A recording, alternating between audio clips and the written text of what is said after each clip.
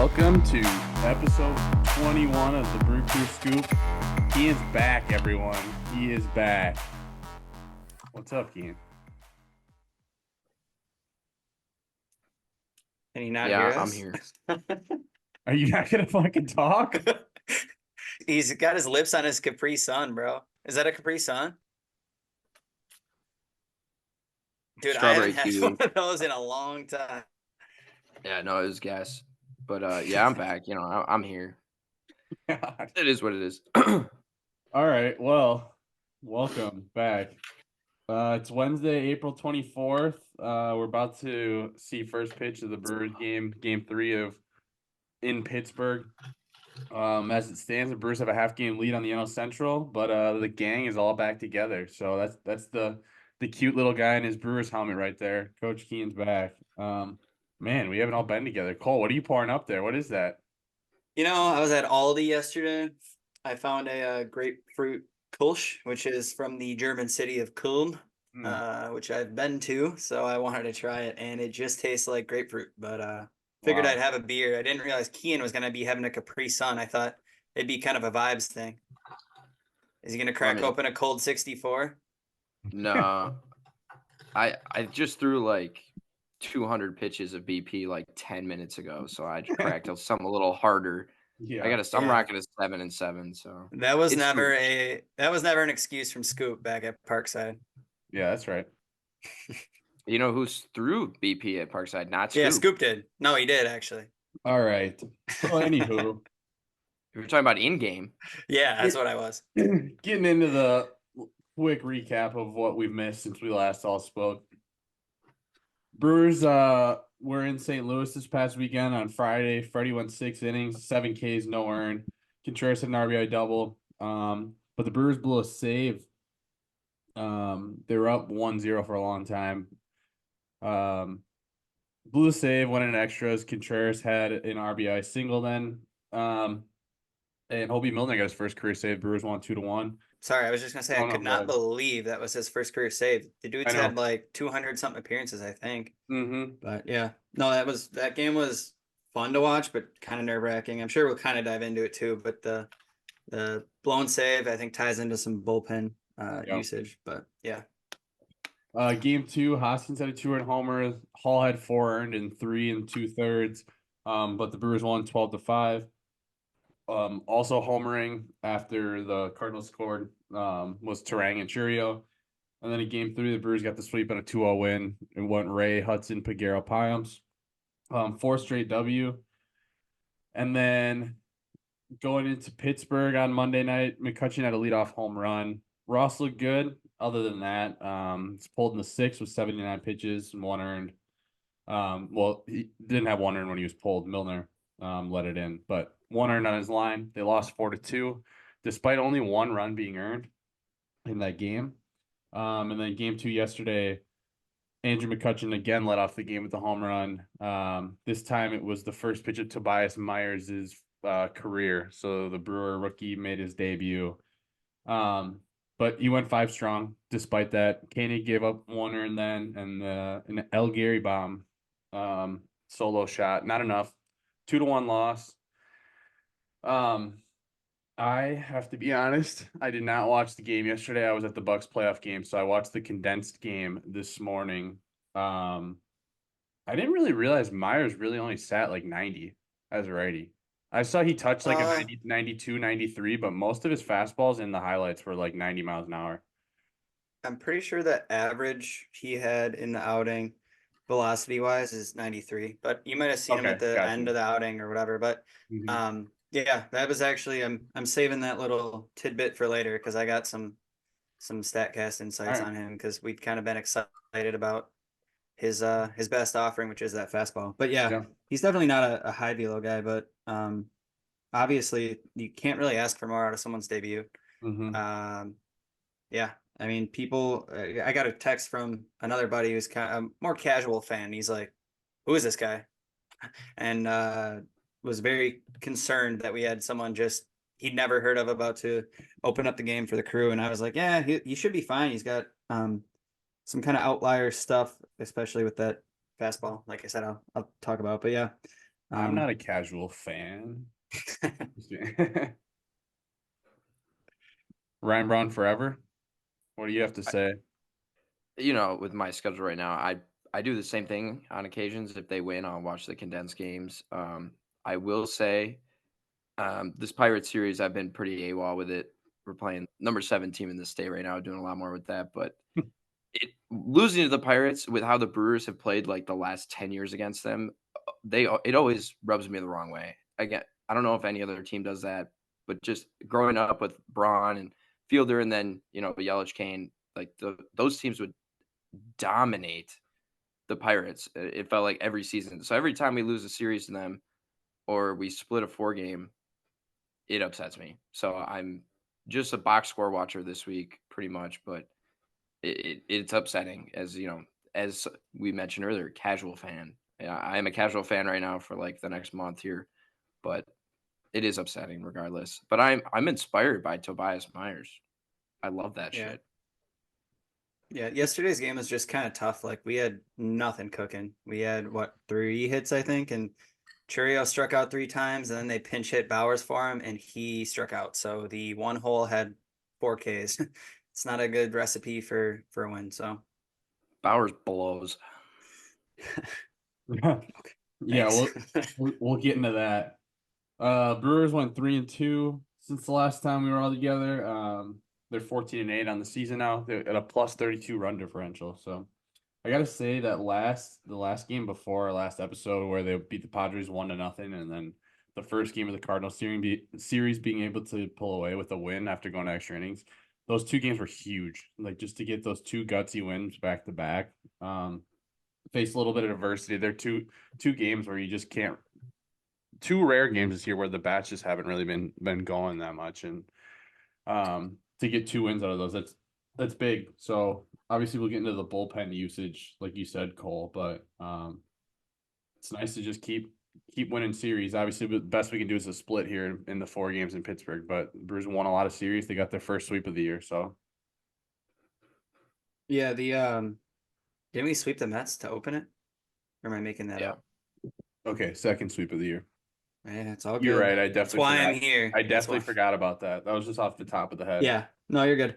Yeah, that Friday game, obviously Freddie just shoved. And I thought it was kind of interesting. Both RBIs were Contreras and both runs were Perkins on the kind of second or third leadoff. Yeah, so that was hype. And then, like you mentioned too, that Saturday game, Hall didn't have his best stuff, dealing with a knee injury or a real knee injury. I guess we'll see.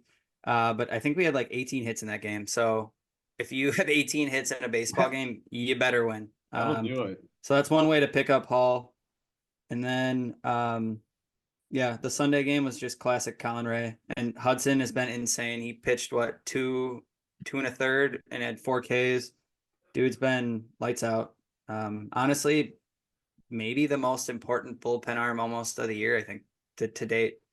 Just with the innings he's able to pick up and his effectiveness. But I just like watching Colin Ray is just insane. I don't know.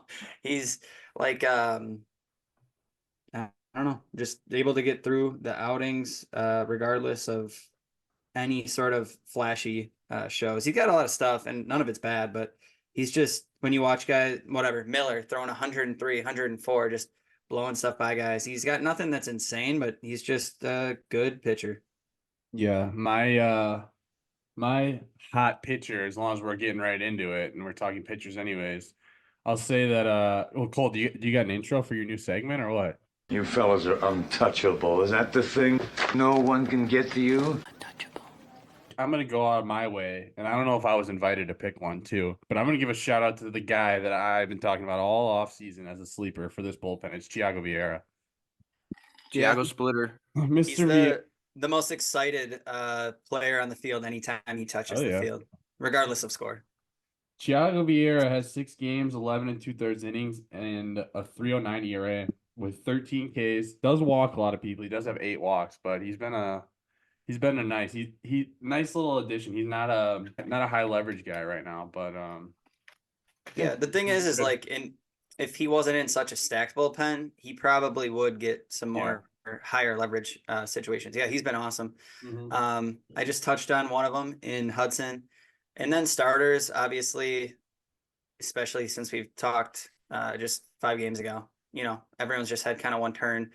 But Freddie was, go figure, the highlight there. Ross looked really good in his start, though. And there was some discussion, too, that he kind of thought he was going to keep rolling and stay in. So it's good. At least he's hungry. But my kind of standout is actually going to be Tobias Myers. And I'll save the little bit of a deeper dive for him. But he, we all said he impressed in a debut against a pretty good offense. So good for him. And his only downfall was giving up a home run to someone from his same hometown, I believe, as Kutch. And that was kind of a funny storyline, I guess, that he just opens up the game by giving that up to Kutch. That's why you go out and pay for Andrew McCutchen, boys and girls. He and any St. Cat, any stare at us. Any St. Cat's pitchers we should know about? What? I'm not gonna lie, my wife. Oh my God, dude. Dog shit. I'm like, you say something and then like it'll pause and then it's like it's times 2 in my ear. All right, get some new Wi-Fi, buddy. All right, do you want to roll into hot hitters? The hot hitter. Stop dropping on fire, Ricky Bobby. I'm on fire. He's so hot right now. I don't think it can be said enough how good Bryce Terang has been. Through 21 games, he's got 5 doubles and 2 home runs, 9 RBIs, and major league leading 12 stolen bases. He's slashing 319, 375, 472. So an 847 OPS. He's been, I think we would have been fine coming into this year if you told us that he was going to be like a major league average hitter with his glove, and he's been much better than that through an eighth of the season already. So excited to see where he continues to go. But I think Pat Murphy knew something when he said that he expects him to take a quantum leap. Yeah, I was going to say, since we last talked, just in that little 5-game span, his OPS is 929, which is the best for the team over that span. Obviously, it's helped by his home run. He also had a double, a couple singles. Not to mention, he had 3 swipes as well, just in those 5 games, and that was important. I think the other guy to highlight is probably Blake Perkins as well. Obviously, we talked about that. Yeah, we talked about, I don't know, their offensive contributions over the last 5 games and the runs scored and big runs in Perkins.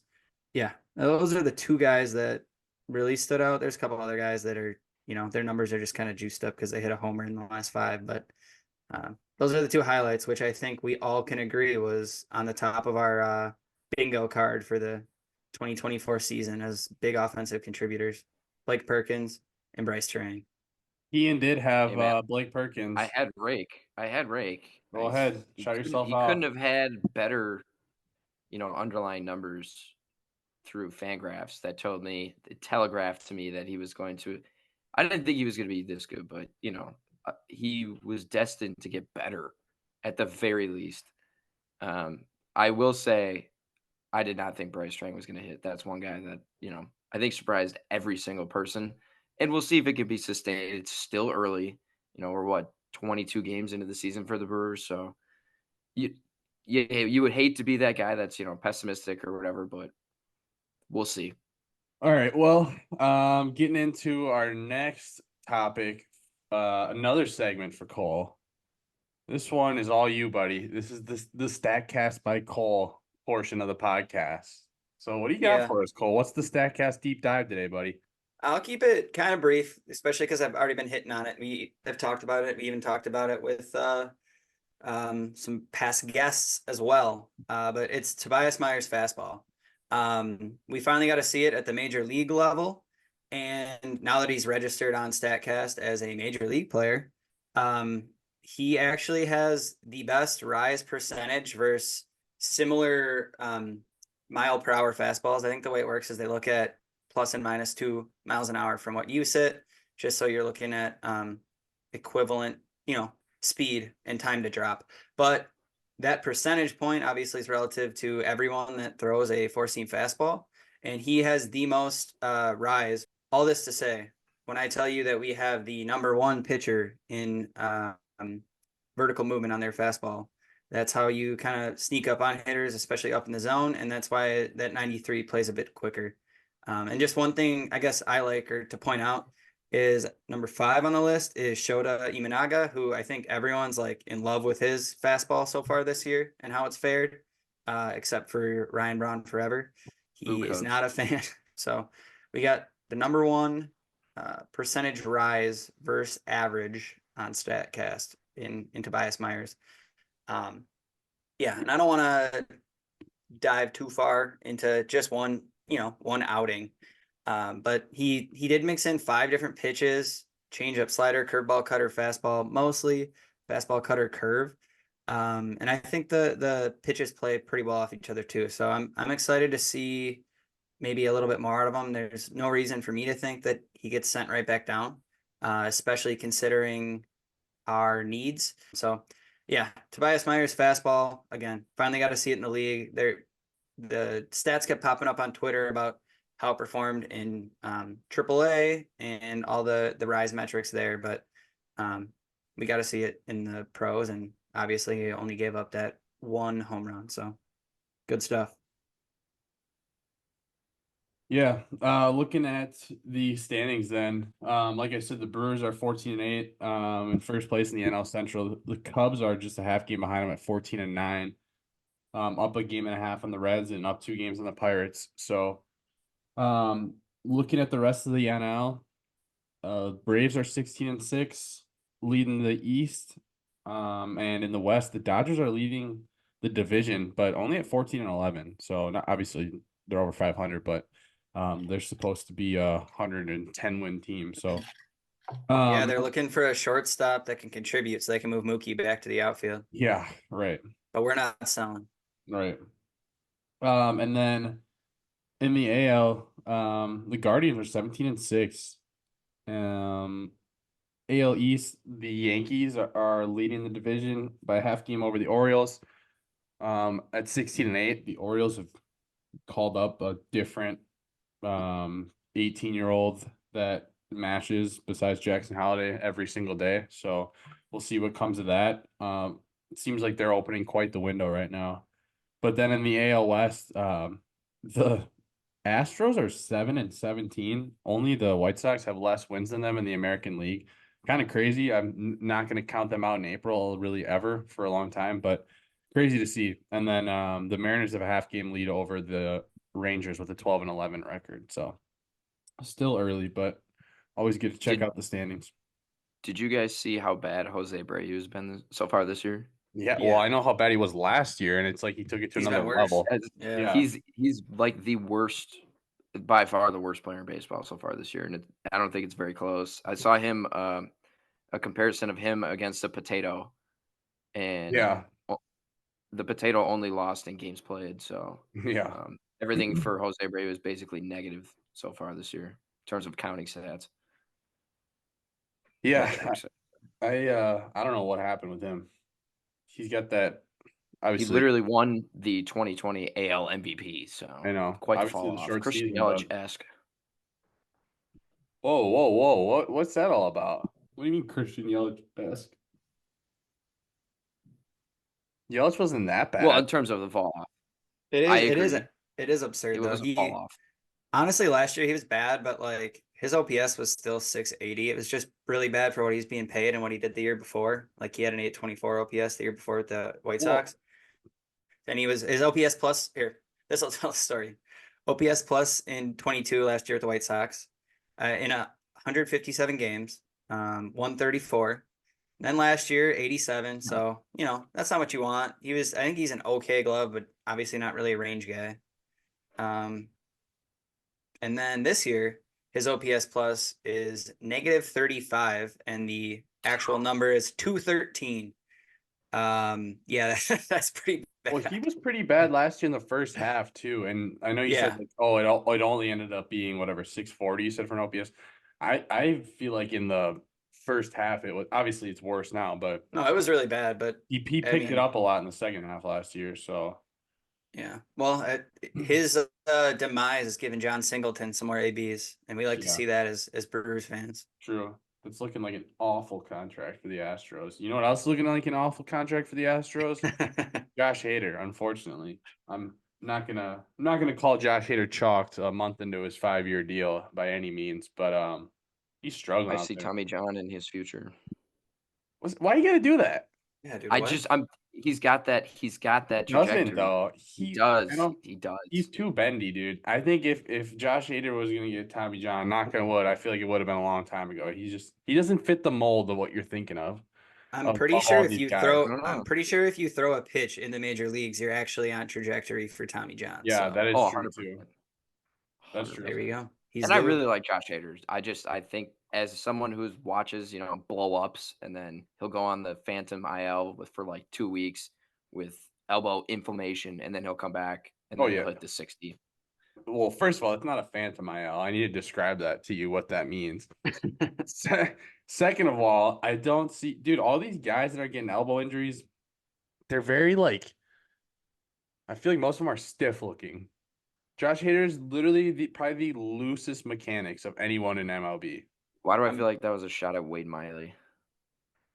I mean, he's not even as stiff as I'm thinking. It's like Scoop when he thinks about Josh Hader. Yeah. No, but I don't know. I don't know how else to better explain it to you, but I feel like if he was going to get Tommy John, I feel like it would have already happened. Do you think McKenzie's stiff? Tristan McKenzie? I'm not saying every single person is. No, McKenzie's not, but I don't know. Yeah. Some about the way Josh Hader was. I think most of the kid, I don't know, whatever. It's not a perfect science. That was just off the top of my head, but I would find it hard to believe if all of a sudden now he was going to be a victim of that. But yeah, the Astros might hope he does so they can put their closer back where he belongs. He actually hasn't pitched that much either. I don't think. Let me check because I might be wrong on that. But yeah, he had a couple blow up outings in a row. Yeah, I saw today they're like team ERA or something. I think it was team ERA, not starting ERA, but it could have been just starting. But I think it's worse than the White Sox. He's got. Oh, go ahead. No, I was just gonna say that kind of speaks for it. If you have the worst staff in baseball, you're not gonna be winning games. He does have a lot of outings already. He has 11 games, but only 9 2/3 innings. So. Yeah, but what's his ERA? Can you say that in the mic for me? Just say Josh Hader's ERA is, and then say it. About the same as it was for the Padres in the second half of 2022. He has 7.31 ERA in 2022 for the Padres for that portion, and he has an 8.38 ERA right now. Are you saying that's a good trade? He also has. You want to know what his FIP is? Yeah, no. 274. So wow, I mean, his pitching independent of fielding is very impressive. Yeah, I know. Watch your mouth. But yeah, I don't know. I'm not worried about him. But relievers, sometimes they inflate the ERA. It'll never come back down. He's got 16 strikeouts in less than 10 innings. Yeah, we'll see. He's literally had in his entire career had one bad stretch, and it was that little stretch in 2022. So we'll see what comes of it. Looking at Brewers injuries now, we hinted at a couple of them, but Jacob Junis was hit with a line drive while running in the outfield. He's already on the IL. But do we know who hit that ball? I think the Pirates were hitting, right? I honestly don't know. I don't think that there's usually overlap on the field. Oh, because it just looked like so many of our guys were down the sideline. But yeah, maybe not. I feel like generally it's just one team on the field at a time. So I would assume it was a Brewers guy, but not sure. He was taken to the hospital. It seems like he's all right, but obviously super scary. And then Wade Miley, we just found out right before the podcast. Obviously, we know he has the elbow inflammation. We found out a day or two ago. But his MRI was inconclusive, so he's going to get some more testing done, which doesn't sound great to an already diminished pitching staff. And then DL Hall had apparently a knee injury. They said that he tweaked on fielding a ball. His velo's been kind of down. Obviously, he's trying to be a starter for the first time in his MLB career, so that could be part of it. But that I was gonna ask, do we think that it's sustainable? Because he's a guy who really has benefited from the high spin fastball and he loses some of that as he loses 3 or 4 miles an hour if he's going to try to go 6 innings rather than 1 or 2. So I was going to say, do we think he's a starter? Well, then Kurt Hogue just tweeted right now, the Brewers beat reporter, like an hour ago, said the Brewers think that DL Hall's knee injury was having an impact on his diminished velocity this year. And then a quote from Pat Murphy, I think so, right? If you've got a tear in your MCL, I think either leg would have an effect. I'm sure it has an effect on the velo, end quote. He said that so matter of factly that DL Hall, well, yeah, he has a torn MCL. No one knew that. So I don't know what to make of that. Obviously, that's a little bit of concern. But it's all hand in hand with the velo, but I'm curious to hear what you guys think about that because if we had more starting pitchers, I'd say put him in the bullpen, but we don't. So, and he hasn't looked horrible, but yeah, I was gonna say like he injury has looked horrible for one. He has not looked horrible. I would disagree. Even his strikes are not good. Like they're just in the wrong spot. Coach Keen's not totally wrong, but I'll just say he hasn't looked good. I'm not gonna say he's looked horrible out of love. But the injury itself, like MCL repairs itself, and there's different levels and grades, but it could just be a couple weeks and he'll be totally fine if that is really what he has. Otherwise, there were some echoes of maybe a phantom IL visit. Kean, obviously, as you know, being our phantom injured list expert. But I mean, yeah, it would hurt your velocity if you can't drive or I guess land the way you want. But like you said, Scoop, I don't know if we have the bodies, but if we did, I think it'd be perfect for, especially if our approach is no matter what, we're not expecting guys to pitch 8 innings, right? So if someone's pitching the first 4 and DL Hall's picking up the next 2 or 3, I think that's totally fine. I don't really care who starts the game either. And with Tobias Myers and some of the other guys that are kind of emerging, I think we'll touch on us getting back one of our top lefty starting arms in the organization in the last week.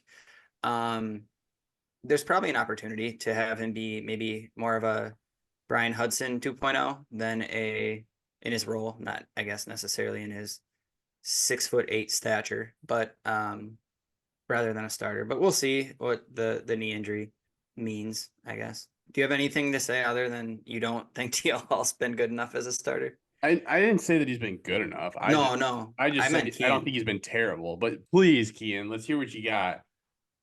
Well, I like DL Hall as a starter. You got to take the lumps, you know. Just because I think he's pitching like shit doesn't mean that I don't want to keep him there. You can only get better by going out there and figuring shit out and get better every day. As coach speak as that sounds, it's also true.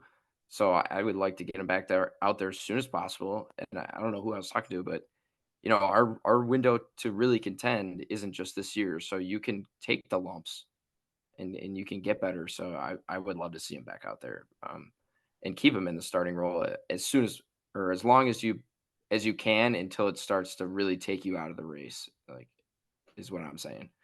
If everybody else isn't picking him up in the rotation, then yeah, if we all suck, then you can't just go out there and waste a game every 5 days and hope your offense scores 10 runs. So, but we'll see.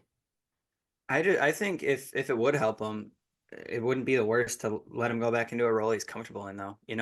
If he likes that longish relief, we saw that. I mean, we need guys that can do that too. We kind of talked about it, but in the blown save game, it was McGill's first game back, and Murphy put him out for a second inning. McGill wasn't really on, and then he yanked him with I think 2 outs in that second inning, and then I think Pyamps picked him up. But it was kind of a weird bullpen management situation with Murph. And then we also talked about in Ross's game on Monday, I think he was like 79 pitches in, feeling pretty good. According to him, Murph pulled him and said that he thought that they were going to be hitting Ross well, which I know it happens when you get to that, whatever, 3rd time through the order. But 2 different scenarios where at least Brewers Twitter has come after Murphy a little bit for his bullpen management. And if you can add a allegedly lights out guy, that's what he was last year for the O's out of the pen. I mean, that wouldn't be bad either, especially if he's comfortable in it. You just don't want him to only get used to that role, like you said, kind of keying and letting him start. But another super good bullpen arm, I think, isn't a bad thing either. But we'll see. I agree with you. If he likes that and that's what he's comfortable in, I think then yeah, you do that. But I don't think any pitcher is like, yeah, that long relief role is what I want. I think Dale Hall is like, yeah, I want to be a starter. Yeah, And he has said that. He's got 4 starts or whatever. So I mean, I think he just needs more. I think we're a little early, jumping the gun a little bit on determining whether or not he's better off in the bullpen than in the rotation. We'll be seeing I'd give it more time. We'll be seeing CY Hall when he comes back. Cy Hall with that fresh knee, baby. He'll probably be pumping, what do we think, 96, 97, 98, 99, 100. No. Thanks for joining our podcast, Cole. When you could do stand-up comedy, like, I really appreciate it. Robert Gasser's back in AAA today. He pitched at fucking 10 a.m. today in Louisville for some reason. 4 innings, 5 Ks, 1 run. We did hear that he's in contention moving forward. I wouldn't be surprised if we saw him the next turn through. He might not go more than 3 or 4 innings, but we are so thin right now that I could see him in 5 or 6 days making a start for the big league club. So curious to see. I hope so. But, yeah, he's on my fantasy team, and he's got to do better than the negatives that I'm getting from Blake Snell. So yeah, he just hit the shelf today. I don't know how busy you've been if you saw that, Kean, but Snell just went on. Blake Snell, yeah. Hey, we'll work something out. We'll work out a trade after the episode. So. Half my team is now on the IL. I'm distraught. I literally don't have any space for like a pitcher. I'm gonna have to drop him. You could, as much as I'm optimistic about Robert Gasser, but I already have Gasser on my team, drop it. And there's nobody else out there. That's like Colin Ray. Every time he shoves, I'm like, oh man, I wonder what he had in fantasy points. And I look, and it's a 4 because we don't have guys who strike out a lot. It's Freddie, and that's it. So, anybody else got anything to add on Robert Gasser before we move on? I'm excited to see him. Yeah, just interested to see. Do you know how many innings he went today? I know it was only a couple. 4. Yeah. Well, I mean, if he can go 4, that's all we're asking. I just know he is kind of working back in, but yeah. I don't know why we wouldn't be making that call soon, given the status of our roster. Interesting though, like he's another lefty. We just have so many lefties now. It's kind of weird. I know. It is weird. I've got to be honest. I am very concerned about the status of Wade Miley. I was about to say the same thing. I think he's gone. Unfortunately, like 60 day. He's still everyone always just says he's like another coach in the dugout, so it'll be good to have him around, but it just doesn't seem good. The fact that he had the shoulder thing in spring and then now it's an elbow, it's like obviously he's getting older. MRI's inconclusive. I don't know. Yeah. We'll see. Well, he even came out and he said this one just feels different. So that was I heard that on the radio on the way to one of our games, and I looked at my dad and I was like, well, if a dude is telling you that he himself does not feel right, it's a completely different feeling than he's ever had, it's probably not a good thing.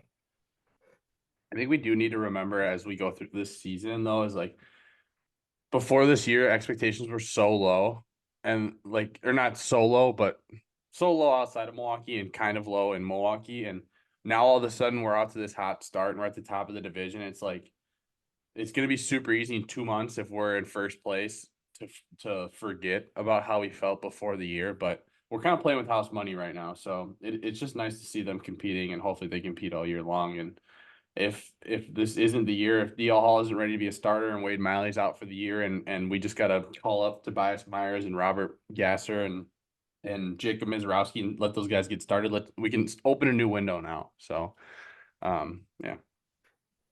Yeah, it's just with the situation, I guess, our starting staff is in, and being someone who's watching and keeping track every day.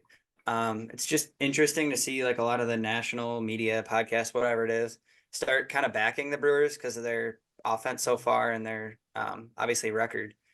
But as a fan, it's hard to project, at least the way our staff is currently constructed, being much better than they've been so far. And if they're going to go one way or the other, I think you kind of start worrying. It might be more towards not being as strong as they've been. But if they can keep up that starting staff. And then obviously if the bullpen doesn't get too worn down, we can do it, but we need a lot of stuff to go right, I think, on the pitching side. And it's just weird that now the national media believes in us because we hit for a month, but we'll see. And now that the national media believes in us, we will tank. Yeah, how the world goes. Bradley Blaylock, who was acquired in the Luis Urias trade last year, started with 17 scoreless innings in Double-A Biloxi this year. So kind of exciting to see that we salvaged Luis Urias a little bit, because he kind of looked like a failed not prospect, because we got him young. He had some playing time, but he was a guy who never really panned out here. He had some good flashes, but it's good to see that we salvaged that a little bit, and hopefully Blaylock can come up and be a part of our staff. I know right now he's a starter, and he's still in Double-A, but eventually maybe by next season. Yeah, he was one of the guys I wrote one of the prospect things for. He's comes like real over the top with a mid-90s fastball.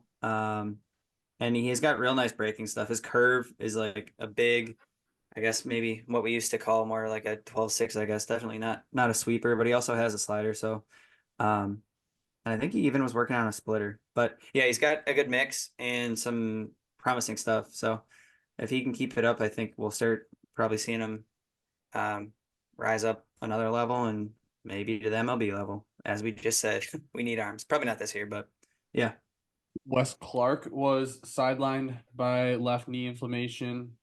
Did I say at the beginning of this that this is the down on the farm? I don't think I did, but that's why we're hitting on all the minor league stuff. So that's my apologies. So we're trying to get better at segmenting things so we make more sense as we go through the podcast for you guys. So nice job, asshole. If it hadn't been for those meddling kids. If it hadn't been for you meddling kids. Ah, meddling kids. If it hadn't been for these meddling laddies. Continuing with the down on the farm.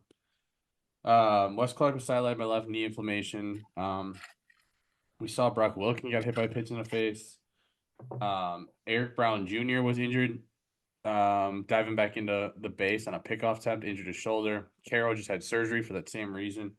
So, unfortunately, we've had a bunch of injuries to go with the good flashes. We do have, I saw today, the best overall minor league record. So, like, from our whole farm. So I think that takes into account the four. They're not affiliated, but the four the team affiliates: low A, high A, double A, triple A. So cool to see that on all levels we're successful. So despite a lot of injuries to our top prospects, farm is looking great. And I was just talking when I talked to Pat Dorian last week about how the farm is looked, as we've said multiple times, as good as it has in a long time. So really excited to see.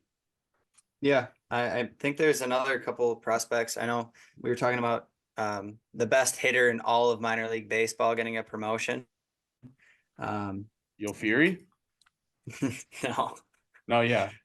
That was yeah, Mike Boeve. He was kind of parlaying that into the injury talk. We were worried at first when we saw he was pulled out of the game. But it was just because he's mashing and they moved him up to Double-A. So Mike Boeve, last year's second round pick already.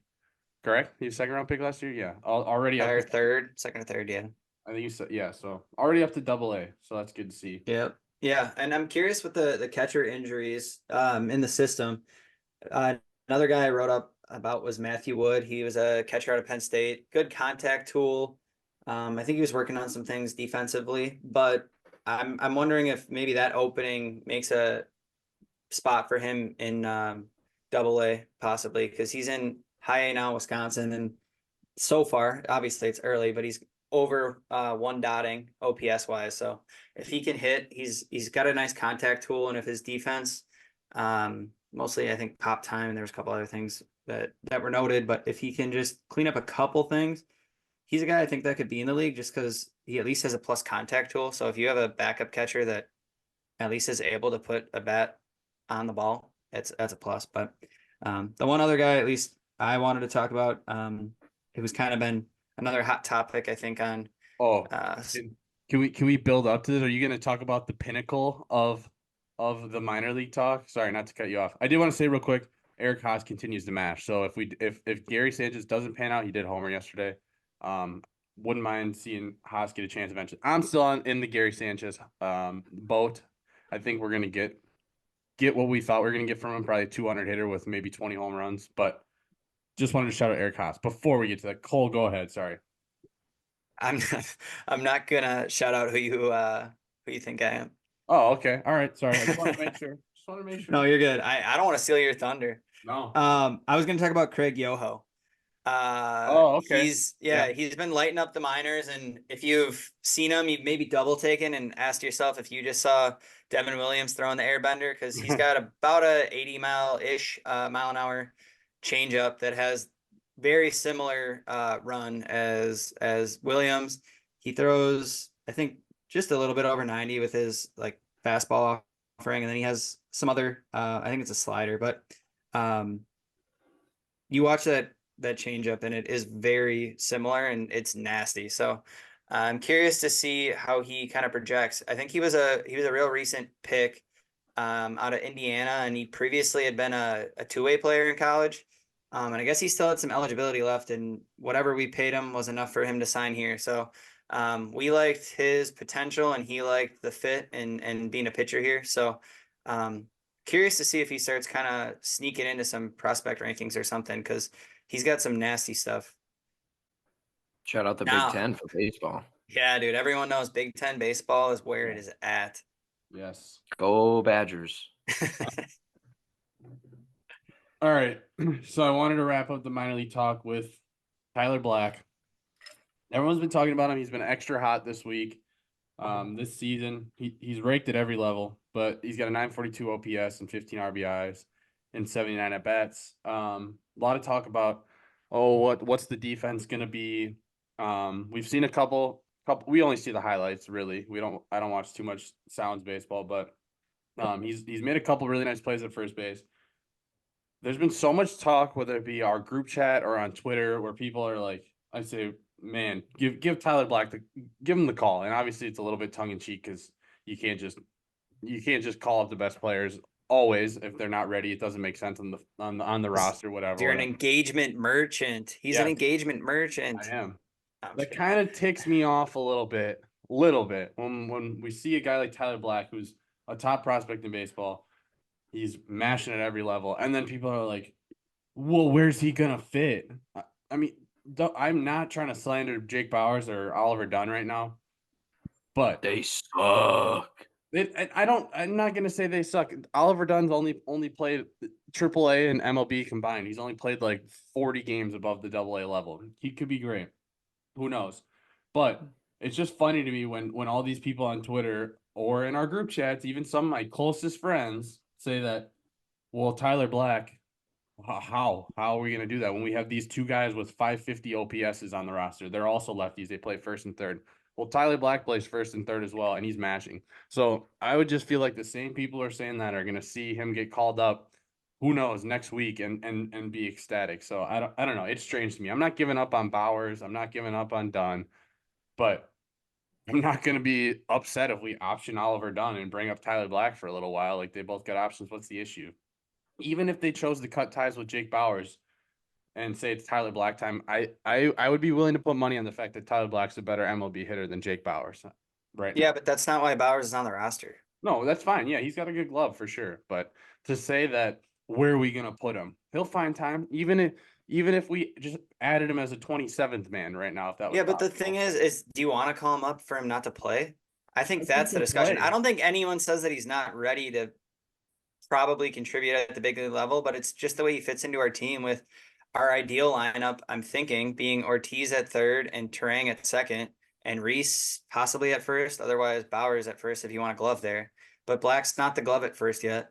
And it's just, I don't want to be up if we're not going to get him at bats, partly for the service time discussion in my mind. But yes, as a hitter, he's ready. He literally, this year, it's early, but he has more walks than strikeouts. So he knows his zone. And I don't think at the big league level, that's going to change a ton. He's definitely a mature hitter. It's just a matter of finding where he can play defensively, because we already got a DH kind of logjam, I think, with our roster build. So it's just that piece. But yeah, I mean, I don't think anyone's going to argue as a hitter he's ready. It's just I don't want him to come up and play every other game or every third game. But I mean, I think I don't know. They find a way to get him in the lineup, man. They're gonna get the best bats in the lineup, and I get what you're saying, but yeah, it could be a service time thing, but it just.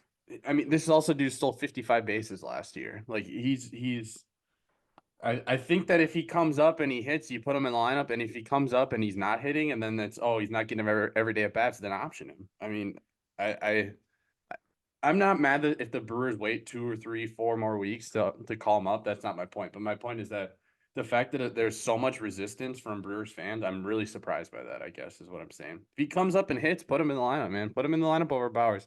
I'd like to see what he can do on defense because the narrative is that he can't play defense. Well, we talked to the dude who saw him play every day, Javik Blake, last year, saying he's an athlete. He's figured. Obviously, he's not going to say anything negative, but he seemed pretty genuine in saying that like he can figure it out wherever in the infield. And I've seen highlights where he looks pretty good. So I don't know. We'll see. We'll probably see him sooner than later either way. But I was just surprised that 2 lefties that get regular playing time for us are barely hitting their weight. And there's so much resistance to Tyler Black. Rick Perkins, Mr. Keane, what do you think about Tyler Black coming up? Well, I'm all for it, but I mean, to kind of give you some clarity on why Brewers Twitter isn't, the most forgiving about sending guys down and bringing new guys up. It's, it's hard to have faith in someone if you're a casual fan, if you've literally never watched them play. And, sometimes you do get attached to like the opening day roster guys. Like if they make the roster, it's harder to get rid of them, in my opinion.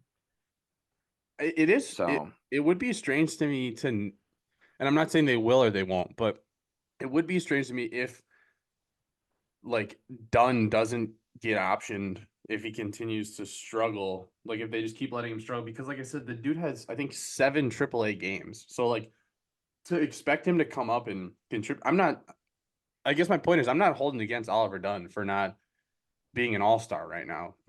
It's not his fault that he didn't play in AAA, but I think he's a guy who might just need a little bit more time right now. Yeah, I just think it's weird though that Oliver Dunn made the opening day roster over Tyler Black then. Yeah. Unless it was a service. No, I think that was defense, like you said. Probably. But I don't know, maybe.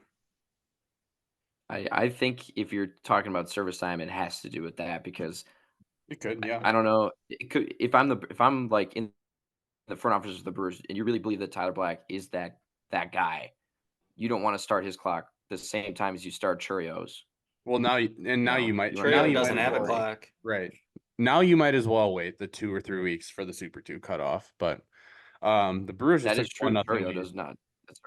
No clock for Churio. Is anyone else watching the Brewers game? I didn't see how they scored. No. I don't know. All I know is I want to. We have our best 3. Bowers just struck out with the bases loaded. We have our best 3 hitter since Braun in the lineup today. William Contreras had an RBI single, and Jake Bowers just struck out with the bases loaded. Yeah, but who's the 3 hitter? Owen Miller.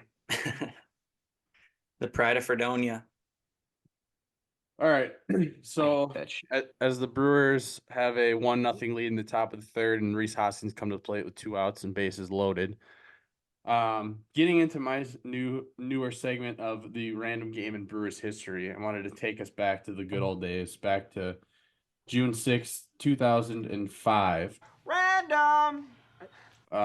With the Yankees coming into town this weekend, take it back to Yankees at Brewers. I did put this one on Twitter, so you guys probably saw it, but the Yankees rolled into town with a starting lineup that consisted of 582.6 WAR to go against the Brewers starting lineup of 120.3 career WAR. The Yankees went Jeter, Hideki Matsui, Sheffield, A-Rod, Posada, Giambi, Bernie Williams, Robinson Cano, the young Robinson Cano, and Randy Johnson on the mound versus Brady Clark, Jeff Cirillo, Jeff Jenkins, Carlos Lee, Bill Hall, Wes Helms, Junior Spivey, Chad Moeller, and Doug Davis.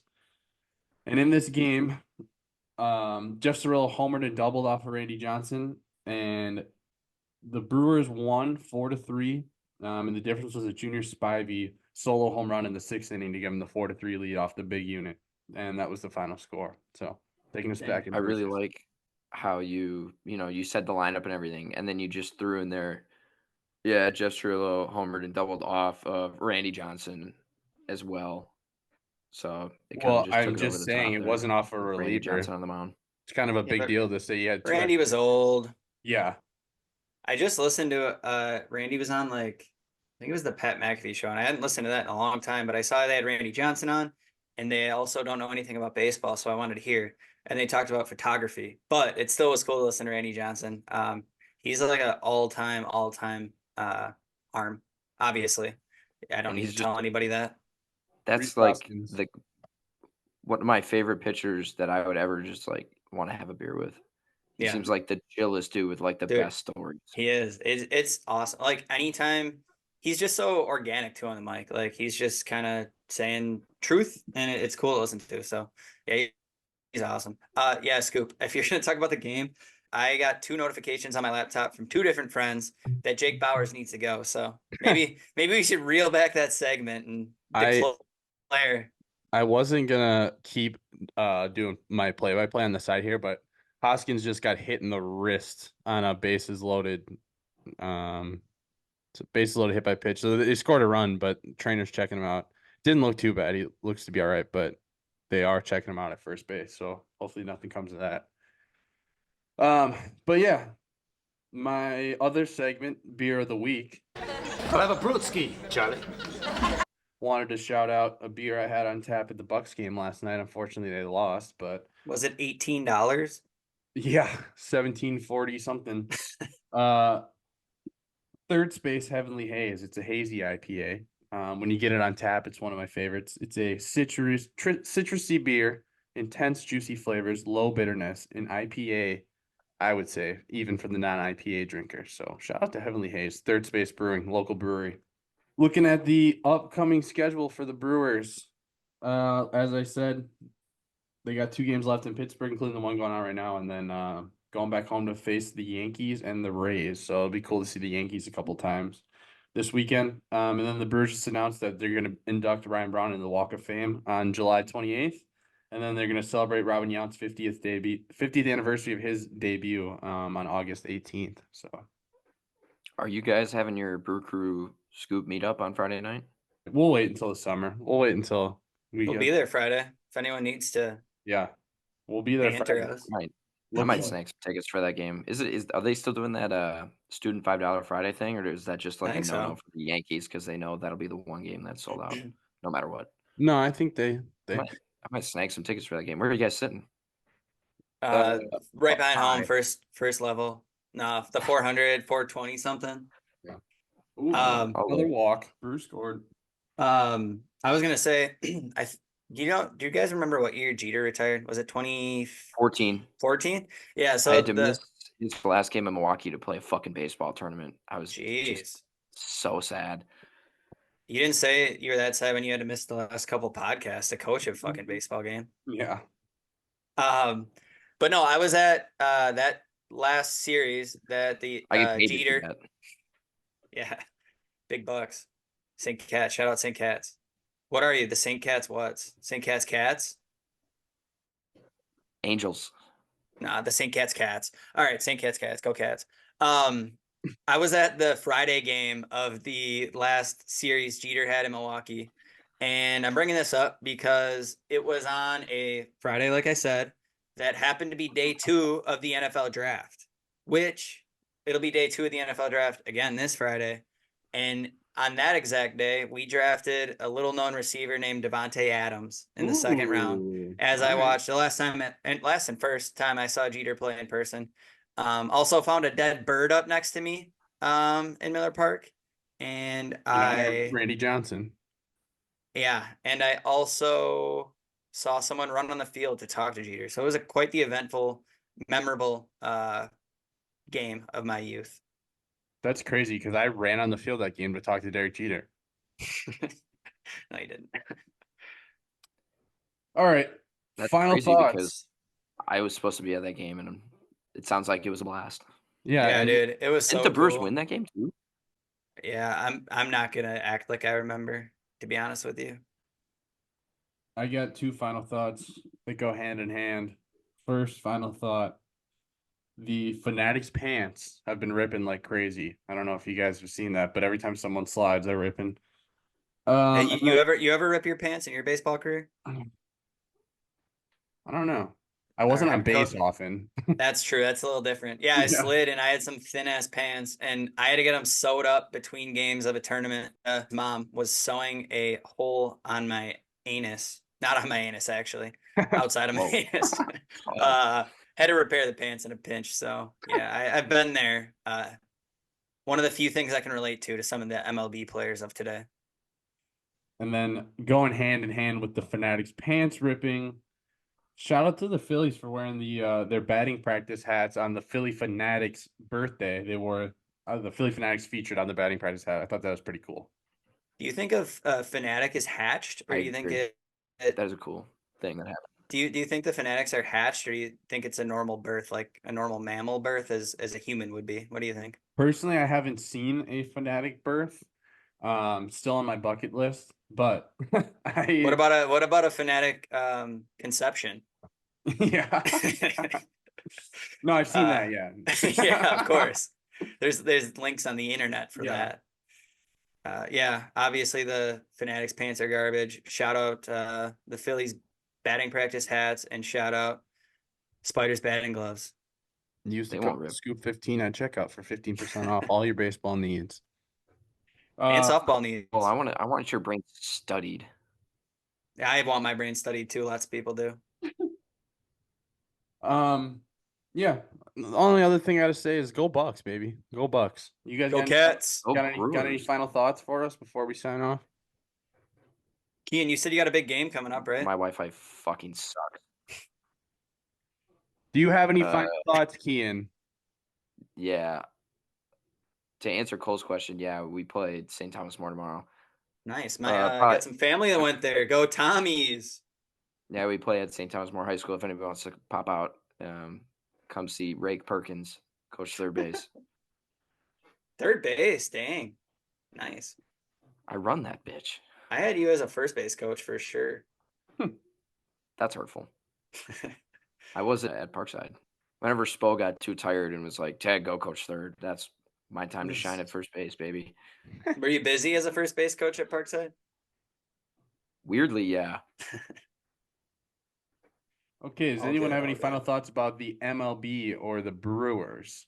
I mean, it's gonna be an interesting weekend. That Yankees lineup, obviously, it's starting to look like, I think, kind of what we think of when we hear Yankees. They got some mashers. They have, in my opinion, the best hitter in the league. Judge has been well, I'm not gonna say it, but Judge has been a little cold lately. Fuck, that's not good that you just said that. Yeah, so you fucking ruined it. Nice job, Cole. So he'll surely stay cold throughout the weekend. Stanton's obviously on it. Yeah, it's cool. Stanton's the active leader in home runs. He's not what he once was, and he surely won't keep hit. No, he actually is on a different roster. Not in the MLB in fantasy baseball. But. I gotta say, that first of all, Cole, you and I both just said the MLB. I hate that. I'm sorry. It's MLB, not the MLB. But I disagree. I think the best hitter in baseball is Yordan Álvarez. I'm not gonna lie. Do you Didn't think he win you a fantasy championship last year, Scoop? Oh, they both are on my fantasy championship roster. Yes. Random. Yeah. No fluke, but the two best hitters in baseball. All right. No, I think Soto is a better hitter. He's got more, I think, zone presence. Now, if you're asking me, I need someone to get. Sure. If you're telling me I need someone to get one big hit, there might be an argument. There's a couple guys. There's Seager. There's Blake Perkins. Yeah. Ryan Braun's not in the league. He's about to be added to the Walk of Fame. He's in my heart. Yeah, great. Yeah, good. That's all he cares about too, is being in your heart, Kian. We'll meet one day, and he'll know. He'll know. All right, I wish for you. Thank you for listening to the Brew Crew Scoop, episode 21. We really appreciate it. Go Cats. See you next week.